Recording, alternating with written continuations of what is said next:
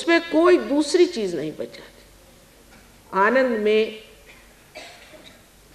दो चीज, सुख और दुख नहीं होता, केवल आनंद मात्र, और वो मौन ही में जाना जाता है। जैसे कबीरदास जी ने कहा था कि जब मस्त हुए फिर क्या बोले। वो जो एक श्रेष्ठों की, योगियों की स्थिति है, उस निरानंद स्थिति में उतारने के लिए जब कुंडलिनी इतनी तत्पर है तो सिर्फ थोड़ी सी उसकी सहायता करने से वो आपको उस ओर पहुंचा सकती है जहां इस निरानंद का सागर आपके सम्मुख लहलाता है।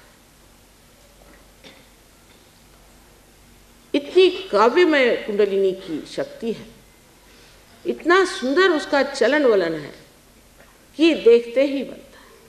हालांकि कुछ कुछ लोगों में मैं देखती हूँ कि कुंडलिनी आहत है, आहत स्थिति में कुंडलिनी।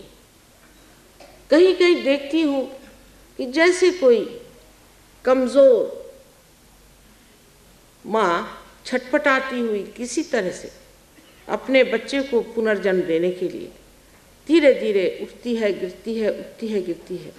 इस प्रकार ये कुंडलिनी बिचारी, जो कि हजारों जन्म में आपके साथ थी और आज फिर आपके साथ आई हुई है, पूर्णतया प्रयत्न करती है कि किसी तरह से मेरे बच्चे को उसका जन्म मिले।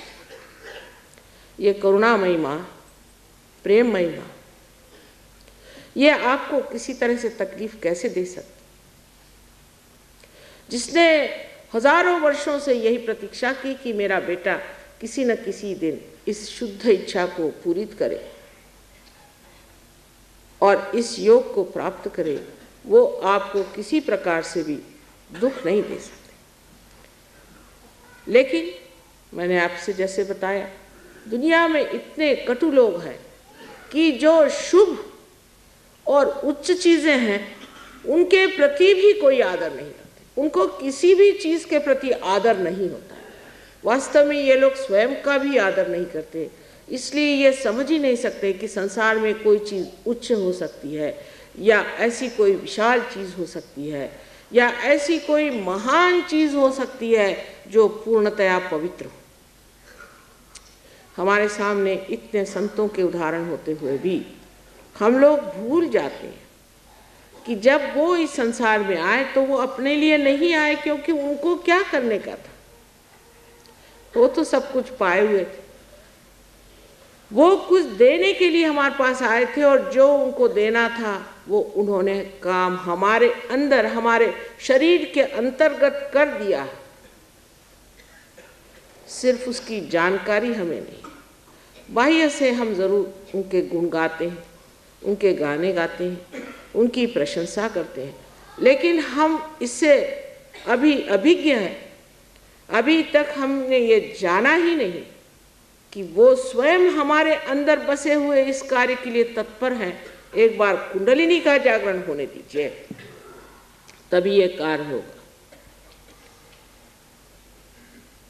सहस्त्रार की सुंदर व्यवस्था ऐसी है कि अगर आप अपने ब्रेन को काट दें और ट्रांसफर सेक्शन में उसे देखें तो वास्तविक ऐसे दिखाई देगा जैसे कि कमल की पंखुड़ियां इस तरह से चारों तरफ लगी हुई। सहस्त्रार की दूसरी कमाल संसार में आप देखिए कि श्री फल माना जाता है, देवी का फल, जिसे हम लोग नारियल कहते हैं। इसकी तुलना हर बार अपने ब्रेन से होती है। आपको आश्चर्य होगा कि ऋतंभरा प्रज्ञा ऐसी है कि आप नारियल के पेड़ के नीचे या हजारों पेड़ों के नीचे सो जाइए, आज तक कहीं भी ऐसी वारदात नहीं हुई कि नारियल का पेड़ किसी पशु पर या किसी मनुष्य पे गिरा हो। क्या आप इस कमाल से परिचित हैं? जब तक आप समुद्र के किनारे नहीं जाएंगे तब तक आप इस कमाल को नहीं देख सकते। और समुद्र में भी एक कमाल देखिए कि नारियल के पेड़ जो समुद्र के किनारे में होते हैं, हालांकि इतनी ज़ोर की हवा और बरसात और मानसून का थपेड़ा होते हुए भी सारे नारियल के पेड़ उस समुद्र के ओर झुक जाते हैं, क्योंकि वो हमारा गुरु तत्व है, क्योंकि वो हमारा गुरु है, इसलिए उसके आगे झुके रहते हैं, नतमस्तक रहते हैं। उनकी समझ सहज और नैसर्गिक है, नेचुरल है, और हमारी समझ अभी बहुत ऊंची होने के कारण इतनी नैसर्गिक नहीं रही। हम ज़रूरत से ज़्यादा कुछ लंबे हो गए। अगर आप ज़रूरत से ज़्यादा लंबे हो जाइएगा तो बहुत सी चीज़ें जो पाने की है कभी कभी खो जाती हैं, या अगर ज़रूरत से ज़्यादा नाटे हो जाइए तो भी वो चीज़ खो ही जाती है। इसका मतलब ये है कि जब तक आप मध्य मार्ग में नहीं रहेंगे तब तक आपकी कुंडलिनी का जागरण बड़ा कठिन कार्य है। लेकिन तो भी आजकल परमात्मा की कृपा इतनी ज़बरदस्त है, इतनी अनुकंपा उनकी बह रही है, मैं स्वयं आश्चर्य करती हूँ कि हजारों लोग एक साथ पार हो जाते हैं। हालांकि इसके बारे में भृगु मुनि ने अपनी नाड़ी ग्रंथ में लिखा था कि ऐसा होगा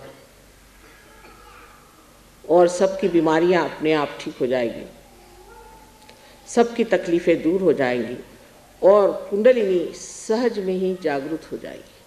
अब सोचिए कि इस देश में भृगु मुनि का इतिहास में कौन सा समय कहते हैं, लेकिन हजारों वर्ष पूर्व भृगु मुनि हो गए और उन्होंने भी कुंडलिनी के बारे में बताया था कि सहज में ही कुंडलिनी जागृत होगी।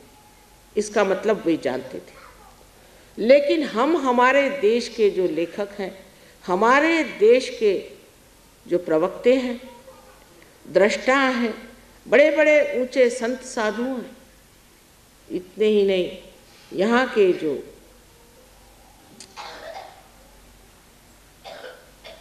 अवतरण हो गए उनके बारे में कितना जानते हैं। आज ही किसी ने पूछा कि माँ, शिवरात्रि में क्या महत्व है, क्या शिव जी का जन्म हुआ था? शिव जी का जन्म तो होता नहीं, क्योंकि जो सदाशिव हैं उनका जन्म होने का कोई मतलब ही नहीं लग सकता। लेकिन शिवरात्रि का अर्थ ये है कि ये महारात्रि जिस वक़्त सारा संसार परब्रह्म स्थिति में सो रहा था, ये महारात्रि परब्रह्म था, सो रहा। जैसे हम सो जाते हैं तो हमारी सृष्टि सारी हमारे साथ सो जाती है, इसी प्रकार ये सारी सृष्टि सो गई, ये महारात्रि थी। और तब उसमें सदाशिव जब जागृत हुए, सदाशिव माने जो कभी भी नहीं बदलते, जो कभी इनकारनेट नहीं करते, जो सिर्फ एक साक्षी स्वरूप होकर के सारे संसार को देखते हैं, वो सदाशिव जब जागृत हुए तब उन्होंने अपनी शक्ति, जो आदिशक्ति जिसे कि होली घोस्ट कहते, जिसे वेदों में ई कहा गया, जिसे अथीना कहते, इस शक्ति को अपने से अलग करके और कहा कि तुम सृष्टि की रचना करो। इसलिए शिवरात्रि आज मनाई जाती है कि आज की रात्रि के बाद शिव जी जागृत हो गए, सदाशिव जागृत हो गए। यही सदाशिव जब हमारे हृदय में आत्मा स्वरूप प्रकाशित होते हैं तो इसे शिव कहा जाता है। उस वक्त बहुत से लोग अज्ञान में उपवास करते हैं। शिवरात्रि के दिन उपवास करने का तुक समझ में नहीं आता, क्योंकि जिनको यही मालूम नहीं कि शिवरात्रि के दिन क्या चीज़ हुई। यहाँ तक लोगों ने पूछा कि क्या उस दिन शिव जी की मृत्यु हो गई थी? जो अनंत हैं उनकी मृत्यु कैसे हो सकती? इतने हम लोग अज्ञानी हैं कि उस दिन हम उपवास करते हैं जिस दिन वो जागृत हुए थे। आज हमारे अंदर वो आत्मा जागृत होने का समय है। हम लोग भी एक महारात्रि में डूबे हुए, एक महारात्रि जिससे ये घोर कलयुग छाया हो, एक महारात्रि, और इस महारात्रि में जागृत होने के लिए आप आज सम्मुख बैठे हुए हैं। आपके अंदर बसा हुआ आत्मा आज जागृत होना चाहिए। ये आत्मा सच्चिदानंद स्वरूप, सच्चित आनंद। सत माने ये कि आप सत्य को जानते हैं। अभी तक आपने सत्य को नहीं जाना। अभी तक जो जाना है वो सब भ्रम।